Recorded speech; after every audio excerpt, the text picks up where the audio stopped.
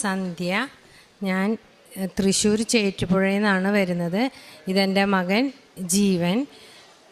കൃപാസന മാതാവിനും യേശുനാഥനും കൊടാനുകൂടി നന്ദി പറയാണ്.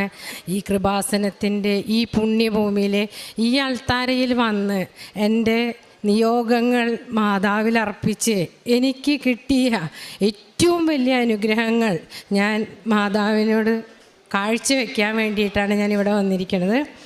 ഞാൻ ആദ്യമായിട്ട് ഉടമ്പടി എടുത്തത് 2019 എനിക്ക് 2 മക്കളാണുള്ളത്. ഇനി മോളുണ്ട്, ഹസ്ബൻഡുണ്ട്.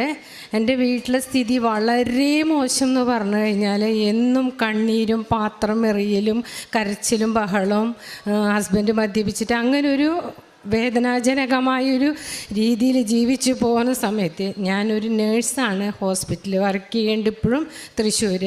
അങ്ങനെ ഞാൻ എൻ്റെ നൈറ്റ് ഡ്യൂട്ടിയിൽ കേസൊക്കെ കഴിഞ്ഞ് ഒരു 2:30-3 മണിയായിട്ട് ഞാൻ റിക്കവറിയിലിരിക്കുന്ന സമയത്ത് നാളത്തെ കാര്യത്തെക്കുറിച്ച് ആലോചിക്കുമ്പോൾ എനിക്ക് എൻ്റെ സത്യം പറയുകയാണെങ്കിൽ വീട്ടിൽ പോകണമെന്ന് ആഗ്രഹമില്ല. എൻ്റെ മക്കളെ പഠിപ്പിക്കേണ്ട കാര്യം വീട്ടിലെ അവസ്ഥകളുമൊക്കെ ആലോചിക്കുമ്പോൾ മരിച്ചാൽ മതി എന്നുള്ളൊരു രീതിയിലാണ് ഞാനിങ്ങനെ ആലോചിച്ച് കരഞ്ഞിരിക്കുകയാണ്. ആ സമയത്ത് എൻ്റെ അടുത്ത് ട്രോളിയിൽ ഒരു പത്രം, കൃപാസനം എന്ന് എഴുതിയൊരു പത്രം. ആദ്യം ഞാനത് ശ്രദ്ധിച്ചില്ല. പിന്നെ ഞാൻ ഇരുന്ന് കരയാൻ എൻ്റെ കൂടെയുള്ളവരൊക്കെ റെസ്റ്റിങ്ങിന് പോയി. ഞാൻ വീണ്ടും ആ പത്രം എടുത്ത് നോക്കുമ്പോൾ സാക്ഷ്യങ്ങൾ മാത്രം അതിനകത്ത് കാണുമ്പോൾ വായിച്ചിട്ടും എനിക്കതൊന്ന് എന്താ പറയണ്ടേ, എൻ്റെ ജീവിതമായിട്ട് താരതമ്യപ്പെടുത്തി നോക്കുമ്പോൾ ദൈവം ഇതെവിടെയാണ് ഈ ഒരു സ്ഥലം, എവിടെയാണ്, ആരോടെ ചോദിക്കേണ്ടേ, എങ്ങനെയാണ് പോകണ്ടേ, ഒന്നും എനിക്കറിയണില്ല. എൻ്റെ കയ്യിലുള്ളതാണെങ്കിൽ ഒരു ചെറിയ ഫോണാണ്. ആ സമയത്ത് ഞാനൊരു 10-15 പ്രാവശ്യം അതിലുള്ള ആ ഫോൺ നമ്പറിലേക്ക് ഞാൻ വിളിച്ചു. പക്ഷേ ഈ രാത്രി നേരത്തെ ഇവിടെ എടുക്കില്ല എന്നുള്ളൊരു ബോധമൊന്നും എനിക്ക് ഉണ്ടായില്ല. അങ്ങനെ പിറ്റേ ദിവസം നേരം വെളുത്തു. എനിക്ക് എന്തോ ഒരു നാണക്കേട് കൊണ്ടാണോ എന്താണോ എന്നറിയില്ല, ഒരാഴ്ചയോളം ഞാൻ ഈ പത്രം കൈ പിടിച്ച് കൊണ്ടു നടന്നു. എവിടെയാ പോകണം, കൂടെ വരാൻ ആളില്ല, പൈസയില്ല. അങ്ങനെ വളരെയധികം വേദനിച്ച് അങ്ങനെ ഇരിക്കുന്ന സമയത്ത് ഞാൻ എൻ്റെ ചേച്ചിയുടെ അടുത്ത് പോയിട്ട് പറഞ്ഞു, ഇങ്ങനെ ഇതിലൊരു അഡ്രസ്സ് കാണാണ്ട്, വിളിച്ചിട്ടാന്ന് വെച്ചാൽ എനിക്ക് ഫോൺ എടുക്കണില്ല, ഞാൻ നേരമില്ലാത്ത നേരത്താണ് വിളിക്കണേ, നമുക്കൊന്ന് പോവാന്ന് പറഞ്ഞു. അങ്ങനെ ഞാനും എൻ്റെ മോളും ചേച്ചിയും കൂടിയിട്ട് ഇങ്ങോട്ട് വരികയാണ്. എൻ്റെ മോള് എന്ന് വെച്ചിട്ടുണ്ടെങ്കിൽ ഭയങ്കര വാശി, ദേഷ്യം. ആ പ്രായത്തിൻ്റേതാണോ എന്ന് ചോദിച്ചാൽ എനിക്കറിയില്ല. എന്നെക്കൊണ്ട് കൺട്രോൾ ചെയ്യാൻ പറ്റണില്ല. എൻ്റെ ഹസ്ബൻഡാണ് ഇങ്ങനെ ഒരു അവസ്ഥ. എനിക്ക് ആരുമില്ലാത്തൊരവസ്ഥയിൽ നിൽക്കുകയാണ്. അങ്ങനെ ഞാൻ എൻ്റെ മോളെയും കൂട്ടിയിട്ട് ഞാനും എൻ്റെ ചേച്ചിയും ഇവിടെ വന്നു. ഞങ്ങൾ രാത്രി 2:45 ട്രെയിനിനാണ് ഇപ്പോഴും വന്നുകൊണ്ടിരിക്കുന്നത്. ഞങ്ങൾ വീട്ടിൽ നിന്ന് 10 മണിക്ക് പോരും, 2:45 ട്രെയിനിന് കയറി ഇവിടെ എത്തുമ്പോൾ 4:45 ഞങ്ങൾ എത്തും. ഇപ്പോഴും അങ്ങനെ തന്നെയാണ്. ഈ ഗേറ്റിൻ്റെ അവിടെ വന്നു കഴിഞ്ഞാൽ എൻ്റെ മോളും ഇങ്ങോട്ട് കിടക്കില്ല. ഈ വാശി പിടിച്ച് ദേഷ്യം പിടിച്ച് പുറത്തേക്ക് ഓടും. ഞാൻ വീണ്ടും പോയി വിളിച്ചു കൊണ്ടുവരും. മാതാവിൻ്റെ അടുത്ത് വന്നിരുന്ന് കരഞ്ഞ് ഞാൻ പ്രാർത്ഥിക്കും. അപ്പം എൻ്റെ മോള് +2 ആയി. എങ്ങനെയാണ് കുട്ടി +2 പാസ്സാവുമെന്ന് എനിക്കറിയില്ല. ക്ലാസ്സിൽ പോയി കഴിഞ്ഞാൽ ക്ലാസ്സിൽ കയറില്ല. അങ്ങനെ ഒരു വാശിയും ദേഷ്യമുള്ള എൻ്റെ മകള്. എനിക്ക് പറയാൻ അറിയില്ല, ഈ ഇരിക്കുന്നവരിലും ഇങ്ങനത്തെ മക്കളുണ്ടായിരിക്കും. പക്ഷേ അന്നൊക്കെ ഞാൻ കരഞ്ഞ് എനിക്കറിയില്ല. എൻ്റെ അമ്മ മാതാവ് എനിക്ക് തന്ന അനുഗ്രഹം. എൻ്റെ മകൾക്ക് ഞാൻ വന്നിവിടെ ഉടമ്പടി എടുത്ത് കുറച്ച് നാളെ അവളെ കൺട്രോൾ ചെയ്ത് കിട്ടാൻ എനിക്ക് ഭയങ്കര ബുദ്ധിമുട്ടായിരുന്നു. ഇപ്പോൾ എൻ്റെ മോൾക്ക് വേണ്ടിയിട്ട് ഞാൻ ആ തൈലം എന്നും കുരിശ് വരയ്ക്കും. ഉപ്പ് അവളറിയാതെ ഞാൻ അവളുടെ ചോറിലിട്ട് കൊടുക്കും. പിന്നെ തേൻ കൊടുക്കും, കാപ്പിയിലൊഴിച്ച്. അങ്ങനെയൊക്കെ ആയി എൻ്റെ മോളിൽ നിന്ന് ഏറ്റവും നല്ലൊരു മകളായി. BSc നഴ്സിംഗ് അവൾ പാസ്സായി.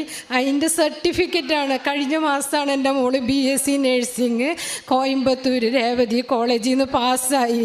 അമ്മ മാതാവ് തന്ന ഈ ഒരു അനുഗ്രഹം എനിക്ക് എത്ര പറഞ്ഞാലും തീരില്ല.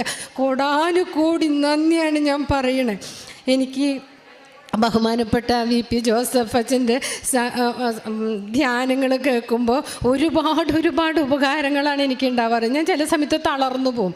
അച്ഛൻ എപ്പോഴും പറയും, നിങ്ങൾ തളരരുത്, മാതാവിനോട് പ്രാർത്ഥിച്ചു കഴിഞ്ഞാൽ നിങ്ങൾക്ക് നേടാത്തതുമായിട്ട് ഒന്നുമില്ല എന്ന്. അങ്ങനെ എൻ്റെ മോള് ജർമ്മൻ ഭാഷ പഠിക്കുകയാണ്. എൻ്റെ മോള് വന്നിപ്പോൾ ഉടമ്പടി എടുത്തു. അവളുടെ കല്യാണം കഴിഞ്ഞു. ഈ വർഷം അവസാനത്തോടു കൂടി എൻ്റെ മോള് ജർമ്മനിക്ക് പോവുകയാണ്. പിന്നെ ഈ ഇവിടെ നിന്ന് കൊണ്ടുപോയ വസ്തുക്കളിൽ നമ്മൾ ഉപ്പ് ഞാൻ ഹസ്ബൻഡ് അറിയാതെ തന്നെ ചോറിലിട്ട് കൊടുക്കും. 25 വർഷമായി, 29ാമത്തെ വർഷമാണ് എൻ്റെ കല്യാണം കഴിഞ്ഞിട്ട്. 25 വർഷമായിട്ടും ഹസ്ബൻഡ് ഗൾഫിലാണ്. വെക്കേഷന് വരുമ്പോൾ എന്താണ് വീട്ടിലെ അവസ്ഥ എന്ന് ചോദിച്ചാൽ പറയാൻ പറ്റില്ല. അങ്ങനത്തെ ഒരു അവസ്ഥയായിരുന്നു. ഞാൻ ഇവിടെ വന്ന് ഉടമ്പടി എടുത്തതിന് ശേഷം ഹസ്ബൻഡ് ലീവിന് വരുമ്പോൾ അങ്ങനെ ഉപ്പ് ഇട്ടിട്ട് ഭക്ഷണത്തിൽ കൊടുത്തിട്ട് ഇന്ന് ഒരു പക്ഷേ ഞാൻ പറയാം ഏറ്റവും സമാധാനവും സന്തോഷമുള്ളൊരു കുടുംബമാണ് എൻ്റെ കുടുംബമാക്കിയിട്ട് അമ്മ മാതാവ് ഞങ്ങളെ അങ്ങനെ അനുഗ്രഹിച്ചു. പിന്നെ എൻ്റെ ഉടമ്പടി എടുക്കുന്നതിനേക്കാൾ മുമ്പ് എൻ്റെ വീട്ടിലെ കിണറ്റിലെ വെള്ളം വറ്റുമായിരുന്നു. അങ്ങനെ ഞങ്ങളൊരു കുഴൽ കിണർ അടിക്കാൻ തീരുമാനിച്ചു. 250 അടിയോളം അതടിച്ചു. അടിച്ചെത്തി കഴിഞ്ഞിട്ടും ഒരു തുള്ളി വെള്ളം പോലും കിട്ടിയിട്ടുണ്ടായിരുന്നില്ല. അങ്ങനെ അത് അവിടെ വെച്ച് ക്ലോസ് ചെയ്തു. ഉടമ്പടി എടുത്തതിന് ശേഷം ഇവിടെ പല സാക്ഷ്യങ്ങളും കേൾക്കുമ്പോൾ പറയാറുണ്ട്, വിശ്വാസ പ്രമാണം ചൊല്ലിയിട്ട് കിണറ്റിലേക്ക് ഉപ്പിട്ട് കഴിഞ്ഞ് കഴിഞ്ഞാൽ മാതാവ് നമുക്ക് വെള്ളം തരുമെന്ന്. അതിനൊരു സാക്ഷിയാണ് ഞാൻ. കാരണം 19 മുമ്പ് വെള്ളമില്ലാത്ത സമയത്ത് വരുമ്പോൾ നവംബർ ഡിസംബറൊക്കെ ആകുമ്പോൾ തൊട്ടടുത്ത വീട്ടിൽ നിന്ന് ആണൊക്കെയാണ് വെള്ളം തരിക. അല്ലെങ്കിൽ കോർപ്പറേഷൻ പൈപ്പിൽ വെള്ളം ഇല്ലെങ്കിൽ ഞങ്ങളുടെ അവസ്ഥ വളരെ മോശമാണ്. അങ്ങനെ ഞാൻ കിണറ്റിൽ ചെന്ന് നോക്കിയപ്പോൾ വേണമെങ്കിൽ ഒരു 1.5 ബക്കറ്റോളമൊക്കെ വെള്ളം ഉണ്ടാവും. എൻ്റെ മാതാവേ, നാളെ കാലത്ത് എനിക്ക് ഡ്യൂട്ടിക്ക് പോകണം, എൻ്റെ മക്കൾക്ക് സ്കൂളിൽ പോകണം, വെള്ളമില്ല. ഇവരെടുത്ത് ഞാൻ എങ്ങനെയാണ് പോയി ചോദിക്കുക എന്ന് എനിക്ക് അറിയില്ല. ഞാൻ ഉപ്പെടുത്തു, കൃപാസനം മാതാവിൻ്റെ രൂപത്തിൻ്റെ അവിടെ കൊണ്ടുവന്ന് പ്രാർത്ഥിച്ച് ഉപ്പിട്ടു. ഞാൻ വിശ്വാസ പ്രമാണം ചൊല്ലി പ്രാർത്ഥിച്ചു. ഇന്ന് ഈ 5 കൊല്ലമായിട്ട് ഇതുവരെ എൻ്റെ കിണറ്റിലെ വെള്ളം വറ്റിയിട്ട് മറ്റുള്ളവർ വീട്ടിൽ പോയി വെള്ളം എടുക്കേണ്ട ഒരു അവസരം വന്നിട്ട് എൻ്റെ അമ്മ മാതാവ് എന്നെ അങ്ങനെയും അനുഗ്രഹിച്ചു. പിന്നെ ഇതെൻ്റെ മകനാണ്. എൻ്റെ മോൻ ഉടമ്പടി എടുത്തിട്ടുണ്ട്. കാശ് രൂപം എന്ന് പറയുന്നത് കയ്യിൽ നിന്ന് നിലത്ത് വെക്കില്ല. കുട്ടി ഉറങ്ങുകയാണെങ്കിൽ പോലും നമ്മൾ ചെന്ന് നോക്കിയാൽ കൂട്ടിപ്പിടിക്കും. എൻ്റെ മോൻ CBSE സ്കൂളിലാണ് എൻ്റെ മോൻ പഠിച്ചത്. 10th 87%. അതിനുശേഷം ഉടമ്പടി എടുത്തിട്ട് +1 +2 വലിയൊരു അത്ഭുതമാണ് നടന്നത്. കാരണം എൻ്റെ മോൻ സ്കൂളിൽ പോകുമ്പോൾ മാതാവിനോട് പറഞ്ഞിട്ടാണ് ഞാൻ പോവാന്ന്. എക്സാമിന് പോകുമ്പോൾ അവൻ വിശുദ്ധ തൈലം വെച്ച് കുരിശ് വരച്ച് മാതാവിനോട് പ്രാർത്ഥിച്ചിട്ടാണ് എൻ്റെ മോൻ പോവുക. അവിടെ ചെന്ന് കഴിഞ്ഞാൽ ഉപ്പ് പോക്കറ്റിലിട്ട് പോകും ഒരിത്തിരി. എന്നിട്ട് അവിടെ ചെന്നിട്ട് എക്സാം ഹാളിൽ കയറി കഴിഞ്ഞ് കഴിഞ്ഞിട്ടുണ്ടെങ്കിൽ അവിടെ ഇടും. അങ്ങനെ എൻ്റെ മോനും അവിടെ ചെന്നും ഇപ്പോൾ 95% +2 മാർക്ക് കിട്ടി. പാലാ ബ്രില്യൻ്റ് എന്ന് ഞാൻ കേട്ടിട്ടുള്ളൂ. ഞാൻ ആലോചിക്കാറുണ്ട് എൻ്റെ കൂടെയുള്ള ഡോക്ടേഴ്സിൻ്റെ മക്കളൊക്കെ അവിടെ പഠിക്കുന്നു. ആലോചിക്കും നമുക്ക് അതിനുള്ളൊരു ഭാഗ്യമില്ല, നമുക്ക് മാതാവ് എന്തെങ്കിലും അനുഗ്രഹിച്ച് തരുമെന്ന്. എൻ്റെ മോൻ ബ്രില്യൻറ്റിലേക്ക് അപ്ലിക്കേഷൻ അയച്ചപ്പോൾ ഫിസിക്സ് കെമിസ്ട്രി മാത്സിൽ എൻ്റെ മോന് 96.4% ഉള്ളത് കൊണ്ട് എൻ്റെ മോൻ ഒരു കൊല്ലം ബ്രില്യൻറ്റിൽ ഇതേ പഠിച്ച് ഇവിടെ ഇറങ്ങി. അതിനുശേഷം എൻ്റെ മോൻ കുറേ എക്സാമുകൾ എഴുതിയിട്ടുണ്ടായിരുന്നു. അതിൽ IMUCTയുടെ എക്സാമിൽ എൻ്റെ മോന് റാങ്ക് ലിസ്റ്റ് വന്നു കഴിഞ്ഞ മാസം. എനിക്കിത് വിശ്വസിക്കാൻ പറ്റണില്ല. എൻ്റെ മോൻ്റെ കൂടെ എഴുതിയിട്ടുള്ള എത്രയോ കുട്ടികൾ എഴുതിയിട്ടുണ്ടെന്നറിയും ഞങ്ങളുടെ ഇടവഴിയിൽ. അവർക്ക് ആർക്കും കിട്ടിയില്ല. എൻ്റെ മോൻ്റെ റാങ്ക് ലിസ്റ്റ് പ്രകാരം അവൻ ഈ കാശ് രൂപം കയ്യിൽ വെച്ചിട്ട് ലാപ്ടോപ്പിൽ നോക്കിയിട്ട് ഷിപ്പിംഗ് കമ്പനികൾ എടുത്തിട്ട് അതിലൊരെണ്ണത്തിൽ അപ്ലൈ ചെയ്തു. ഭാഗ്യം എന്ന് പറയട്ടെ, മാതാവ് മാത്രമാണ് ഞങ്ങൾക്ക് ഇത്രയും കനിഞ്ഞരുളിയത്. എൻ്റെ മോന് ഈ വരുന്ന 17-ാം തീയതി വലിയൊരു ഷിപ്പിംഗ് കമ്പനിയിലേക്ക് നോട്ടിക്കൽ സയൻസിന് വേണ്ടിയിട്ട് അവനൊരു എക്സാം വെച്ചിരിക്കുകയാണ്. ഇപ്പോഴും എൻ്റെ മോൻ്റെ കയ്യിൽ കാശ് രൂപമാണ്. കാശ് രൂപം വെച്ചിട്ട് തന്നെ എൻ്റെ മോൻ ഞങ്ങൾ ടിക്കറ്റ് ബുക്ക് ചെയ്തിട്ടുണ്ട്. ബോംബെക്കാണ് ഞങ്ങൾക്ക് റിസർവേഷൻ കിട്ടി. റിസർവേഷൻ എടുക്കാനോ ഒന്നും എനിക്ക് അറിയില്ലായിരുന്നു. പക്ഷേ ഞങ്ങൾക്ക് റിസർവേഷൻ കിട്ടി. റിട്ടേൺ ടിക്കറ്റ് ഞങ്ങൾ ബുക്ക് ചെയ്തു. 15-ാം തീയതി ഞങ്ങൾ പോവാണ്. അമ്മ മാതാവ് ഞങ്ങൾക്ക് തരും എന്നുള്ള ഒരുപാട് പ്രതീക്ഷയുണ്ട്. ഞാൻ പറയുകയാണ്, ഇനിയുള്ള കാലം അത്രയും ഈ ഭൂമിലോകത്ത് ജീവിക്കുന്നുണ്ടെങ്കിൽ അമ്മയുടെ പ്രത്യക്ഷീകരണത്തിൻ്റെ മക്കളായി ജീവിക്കാൻ ഞങ്ങൾ അനുഗ്രഹിക്കണേ എന്ന് പറയാണ്. ബഹുമാനപ്പെട്ട VP ജോസഫ് അച്ഛനോട് ഞങ്ങൾക്ക് പറഞ്ഞാൽ തീരാത്ത കടപ്പാടുകളാണുള്ളത്. ഓരോ ദിവസവും ഞങ്ങൾ അച്ഛനയക്കുന്ന ധ്യാനങ്ങൾ ഒരുപക്ഷെ എനിക്ക് ഒരു ദിവസം കൊണ്ട് കണ്ടു തീർക്കാൻ പറ്റില്ല. വീട്ടിൽ ജോലിയുണ്ട്, എനിക്ക് ജോലിയുണ്ട്. എല്ലാം കഴിയുമ്പോൾ എനിക്ക് കാണാനായിട്ട് ഇടയിൽ ഞാൻ കുറച്ചേശ്ശെ ആണെങ്കിലും ധ്യാനം ഞാൻ എല്ലാം കാണും. പിന്നെ കൃപാസനത്തിൻ്റെ ആപ്പ് ഡൗൺലോഡ് ചെയ്തിട്ടുണ്ട്.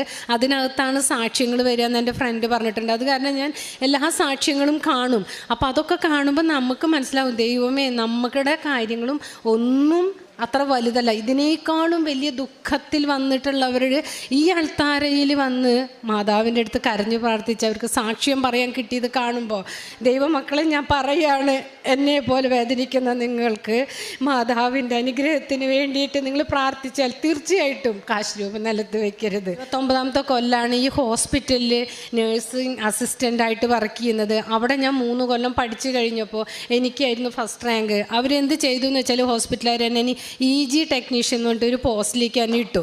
ബാക്കിയുള്ള കുട്ടികളെ എന്നെയൊക്കെ തിരിച്ചു വിട്ടു. 4 കൊല്ലം കഴിയുമ്പോൾ ഈ EG ടെക്നീഷ്യൻ മാറ്റി പഴയ പോസ്റ്റിലേക്ക് തന്നെ ആക്കി തരുമെന്ന് ഞാൻ വിചാരിച്ചു. പല പ്രാവശ്യം, ചുരുങ്ങിയത് ഒരു 10-20 പ്രാവശ്യം ഞാൻ എൻ്റെ ആപ്ലിക്കേഷൻ ഞാൻ വെച്ചിട്ടുണ്ടായിരുന്നു, എൻ്റെ ഡെസിഗ്നേഷൻ ചേഞ്ച് ചെയ്ത് തരാൻ വേണ്ടിയിട്ട്. എല്ലാ പ്രാവശ്യം കൊടുക്കുമ്പോഴും അവരതിനൊരു മറുപടി തരില്ല. അതുകൊണ്ട് എൻ്റെ കൂടെ വർക്ക് ചെയ്തിട്ടുള്ളവരെക്കാളും 2000 രൂപ സാലറി ആയിട്ടാണ് ഈ 27 കൊല്ലവും ഞാൻ വർക്ക് ചെയ്തത്. ഞാൻ ഉടമ്പടി എടുത്തതിന് ശേഷം ഞാൻ മാതാവിനോട് പറഞ്ഞു, മാതാവേ, ഞാൻ മാതാവിൻ്റെ അനുഗ്രഹത്തോട് കൂടിയിട്ട് ഞാൻ ആപ്ലിക്കേഷൻ വെക്കാൻ പോവാണ്. എനിക്ക് ഡെസിഗ്നേഷൻ ചേഞ്ച് ചെയ്ത് എൻ്റെ സാലറി എനിക്കൊന്ന് മാറ്റി തരണം, എൻ്റെ മക്കളെ പഠിപ്പിക്കാൻ എനിക്ക് തികയണില്ല എന്ന്. ഞാൻ അങ്ങനെ MDയുടെ റൂമിൻ്റെ ഉള്ളിലേക്ക് പോവുകയാണ്.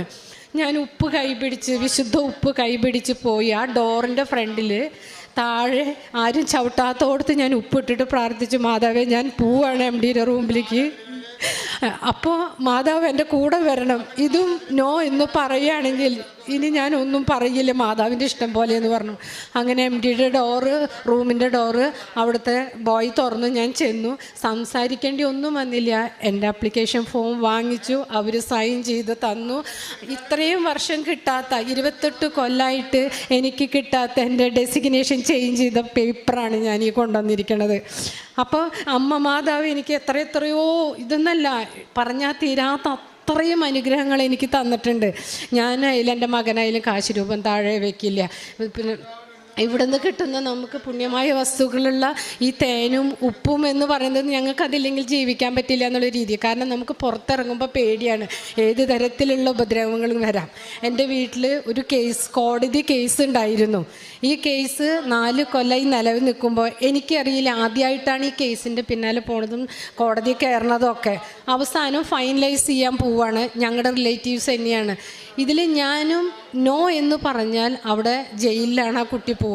ഞാനിവിടെ മാതാവിനോട് വന്നിട്ട് പറഞ്ഞു, മാതാവേ, ഇതാദ്യമായിട്ട് ഞാൻ അനുഭവിക്കണത്, എനിക്കറിയില്ല ഇതിന് എന്താണ് ഉത്തരം പറയേണ്ടത് എന്നുള്ളത്. അടുത്ത ആഴ്ച ഞാൻ കോടതിയിൽ കയറാൻ പോവുകയാണ്. എൻ്റെ മാതാവ് എൻ്റെ കൂടെ വരണം. എൻ്റെ മോളും ഉണ്ടായിരുന്നു. ഞങ്ങൾക്കറിയില്ല മാതാവേ. അവർക്കും ഞങ്ങൾക്കും ഉപദ്രവമില്ലാത്ത രീതിയിൽ മാതാവ് ഇടപെട്ടിട്ട് എന്തെങ്കിലും വന്നു കഴിഞ്ഞാൽ പിന്നെ ജീവിച്ചിരുന്നിട്ട് കാര്യമില്ല. മാതാവ് ഇടപെടണേന്ന് ഞാൻ പ്രാർത്ഥിച്ച് കാശ് രൂപം മുറുക്കി പിടിച്ച് കോടതിയിലുള്ളിൽ കയറി, ആ കൂട്ടിൽ കയറി. മാതാവാണ് സംസാരിച്ച്, സത്യമായിട്ടും പറയാം, ഞാനല്ല. ഇലയ്ക്കും മുള്ളിനും കേടില്ലാത്ത രീതിയിൽ കൃപാസന മാതാവ് അത് ഞങ്ങൾക്ക് ആ കേസ് ഒഴിവാക്കി തന്നു. കോടാനുകോടി നന്ദി പറയുകയാണ് ഞാൻ മാതാവിനോട്. പിന്നെ പുണ്യപ്രവൃത്തികൾ എന്ന് പറഞ്ഞു കഴിഞ്ഞിട്ടുണ്ടെങ്കിൽ ഞാൻ എല്ലാ ചൊവ്വാഴ്ചയും മുടക്ക് വരുത്തില്ല. എനിക്ക് ഒരു പൊതി ചോറേ കൊടുക്കാൻ പറ്റുള്ളൂ എന്ന് വെച്ചിട്ടുണ്ടെങ്കിൽ എൻ്റെ മോനും ഞാനും കൂടി പോയിട്ട് അത് ആളെ കണ്ടുപിടിച്ച് ഞാൻ തന്നെ വീട്ടിലുണ്ടാക്കി. എത്ര പൊതി ഉണ്ടാക്കാൻ പറ്റുക വെച്ചാൽ 1 ആണെങ്കിൽ 1, 4 ആണെങ്കിൽ 4 അത് കൊണ്ടുപോയി. ഞങ്ങൾ ഇതുവരെ മുടക്ക് വരുത്തിയിട്ടില്ല. ചൊവ്വാഴ്ച ദിവസങ്ങളിൽ അത് കൊണ്ടുപോയി കൊടുക്കും. എനിക്ക് നൈറ്റ് ഡ്യൂട്ടി ആണെങ്കിൽ പോലും വന്ന് ഇതൊക്കെ ശരിയാക്കി കൊണ്ടുപോയി കൊടുത്തിട്ടേ ബാക്കിയുള്ള കാര്യങ്ങൾ ചെയ്യുള്ളൂ. പിന്നെ ഒരു അനാഥാലയം എന്ന് പറഞ്ഞു കഴിഞ്ഞിട്ടുണ്ടെങ്കിൽ, സാധാരണ ഞങ്ങളുടെ വീടിൻ്റെ അടുത്തൊരു അനാഥാലയമുണ്ട്. അവിടെ എനിക്ക് ചെയ്യുന്നത് തൃപ്തിക്കുറവുണ്ടായിട്ടല്ല, ഏറ്റവും കൂടുതൽ വേദന അനുഭവിക്കുന്നവരെ കണ്ടുപിടിക്കാൻ വേണ്ടി ഞങ്ങൾ വണ്ടിമേ പോയി ഒരു സ്റ്റാൻഡിൽ വണ്ടി വെച്ച് അവിടെ നിന്ന് ബസ് കയറി 40 രൂപ ഓട്ടോറിക്ഷ കൊടുത്ത് ഞങ്ങൾ പോയി. അവിടെ പോയി ബുധനാഴ്ച ദിവസങ്ങളിൽ ഈ അനാഥാലയത്തിലെ കുട്ടികൾക്ക് കൈയും കാലും നിവർത്താനോ പറ്റില്ല, മോഷനമൊക്കെ പാസ് ചെയ്ത് കിടക്കുന്ന കുട്ടികളാണ്. അവരെ ഞങ്ങൾ കുളിപ്പിച്ച് ഭക്ഷണം കൊടുത്തിട്ട് എല്ലാ ബുധനാഴ്ചയും ഇതുവരെയും മുടക്കം വന്നിട്ടില്ല. അത് അങ്ങനെ ചെയ്യാറുണ്ട്. പിന്നെ പോക്കറ്റ് ഇവിടുന്ന് ഞാൻ ലോക്കറ്റ് കൊണ്ടുപോകും. കാരണം 5 or 10 കൊണ്ടുപോയി എൻ്റെ അടുത്ത് വന്ന് ചോദിക്കും. ഇങ്ങനെ വേദനകളായി പറയുന്നവരുടെ അടുത്ത് ഞാൻ ഈ ലോക്കറ്റ് കൊടുക്കാറുണ്ട്. അത്ഭുതം എന്ന് പറയട്ടെ, ഇപ്രാവശ്യത്തെ SSLC എക്സാം എഴുതിയ 3 കുട്ടികൾ വന്നു എൻ്റെ അടുത്തേക്ക് ഇങ്ങനെ. അപ്പം ഞാൻ കാശ് രൂപം കൊടുത്തിട്ട് പറഞ്ഞു മാതാവിനോട് പ്രാർത്ഥിക്ക് എന്ന് പറഞ്ഞ് അവർക്ക് കൊടുത്തു. വലിയ അത്ഭുതമാണ്. ഈ 3 കുട്ടികൾക്കും ഫുൾ A+ ആണ് കിട്ടിയിരിക്കുന്നത്. എനിക്കിവിടെ പറയാൻ പറ്റിയൊരു സാക്ഷിയാണത്. കാരണം വലിയൊരു അനുഗ്രഹമാണ്. അവരിനി എന്തായാലും ഉടമ്പടി എടുക്കാൻ വരും. ഇവിടുന്ന് കൊണ്ടുപോകുന്ന പത്രം അത് ഞാൻ എങ്ങനെയാ വെച്ചാൽ കവറിൻ്റെ ഉള്ളിൽ നിന്ന് എടുത്ത് ആദ്യം തന്നെ കുരിശ് വരച്ച് അട്ടിയാക്കി വെക്കും, എനിക്ക് കൊടുക്കാൻ പാകത്തിനായിട്ട്. ഞാനും എൻ്റെ മോനും കൂടി പോയിട്ട് മാതാവിനോട് പ്രാർത്ഥിച്ചിട്ട് പോവാം, മാതാവേ ഇത് ഏറ്റവും ആവശ്യമുള്ളവരെ ഞങ്ങളുടെ മുമ്പിലേക്ക് കാണിച്ചു തരണേന്ന്. അങ്ങനെ എരിപൊരി വെയിൽ കൊണ്ടിട്ടായാലും ശരി ഞങ്ങൾ ഈ പത്രം കൊടുക്കും. എൻ്റെ വലിയൊരു ആഗ്രഹമാണ് മാസത്തിൽ ഒരാളെങ്കിലും ഇവിടെ ഉടമ്പടി എടുക്കാൻ വേണ്ടി എത്തിക്കുക എന്നുള്ളത്. ചില മാസങ്ങളിൽ 2-3 പേരെ കിട്ടാറുണ്ട്. ഇതുവരെയും ഒരാളെയെങ്കിലും ഞാൻ ഇവിടെ എത്തിക്കാറുണ്ട്. അപ്പോൾ ഞാൻ മാതാവിനോടും യേശുനാഥനോടും എല്ലാവരോടും ഞാൻ പറയണം കോടാനുകോടി നന്ദി. ഒരു കാര്യം കൂടി പറഞ്ഞോട്ടെ, ഞാൻ ഈ സാക്ഷ്യം പറയാൻ വേണ്ടിയിട്ട് ഈ മാസം 1-ാം തീയതി തന്നെ ഞാൻ ലീവ് എഴുതി കൊടുത്തു. ഞാൻ പറഞ്ഞു 28-ാം തീയതി എനിക്ക് ലീവ് വരണം, കാരണം ഡ്യൂട്ടിക്ക് ആളില്ലാത്തത് കൊണ്ട് അവർ മാറ്റിയാണ്. അപ്പോൾ ഞാൻ എഴുതി കൊടുത്തു കഴിഞ്ഞിട്ട് ഇപ്പോൾ 11-ാമത്തെ ദിവസമാണ് കാലത്ത് ഞാൻ ഭക്ഷണം കഴിക്കൽ ഉപവാസം എടുത്തിട്ടാണ്. കാരണം എനിക്ക് ഈ അൾത്താരയിൽ സാക്ഷ്യം പറയാനായിട്ട് എത്തണം. പലതരത്തിലുള്ള മുടക്കുകൾ വരും. മാതാവേ എനിക്ക് ഈ അൾത്താരയിൽ സാക്ഷ്യം പറയാൻ ഇന്നേ ദിവസം മാതാവ് എന്നെ അനുഗ്രഹിക്കണേന്ന് പ്രാർത്ഥിച്ചിട്ട് വന്നു. മിനിഞ്ഞാന്ന് കാലത്ത് വാർത്ത വെച്ചപ്പോൾ റേഡിയോയിൽ പറയാണ് ആലപ്പുഴ, ചേർത്തല, കോട്ടയം ഭാഗത്തൊക്കെ മഴയായതുകൊണ്ട് അവധിയാണ് സ്കൂളുകൾക്ക്. അത് കേട്ടപ്പോൾ ഞാൻ മാതാവിനോട് ചോദിച്ചു, ദൈവമേ ഞാൻ ഇത്രയും ദിവസം ഒരുങ്ങി പ്രാർത്ഥിച്ചിരുന്നിട്ട് പോലും എനിക്ക് ഈ അൾത്താരയിൽ കയറാൻ പറ്റില്ലല്ലോ എന്ന് വിചാരിച്ച് ഇന്നലെ 10 മണിക്ക് വീട്ടിൽ നിന്ന് ഇറങ്ങി 2:45 ട്രെയിനിന് കയറി ഇവിടെ എത്തുന്നത് വരെയും ഒരു ബുദ്ധിമുട്ടുമില്ലാതെ മാതാവ് അനുഗ്രഹിച്ച് ഈ അൾത്താരയിൽ കയറി സാക്ഷ്യം പറയാനായിട്ട് എനിക്ക് അവസരം കിട്ടിയതിന് കോടാനുകോടി നന്ദി ഞാൻ പറയുന്നു. വിശ്വാസം വഴി കൃപ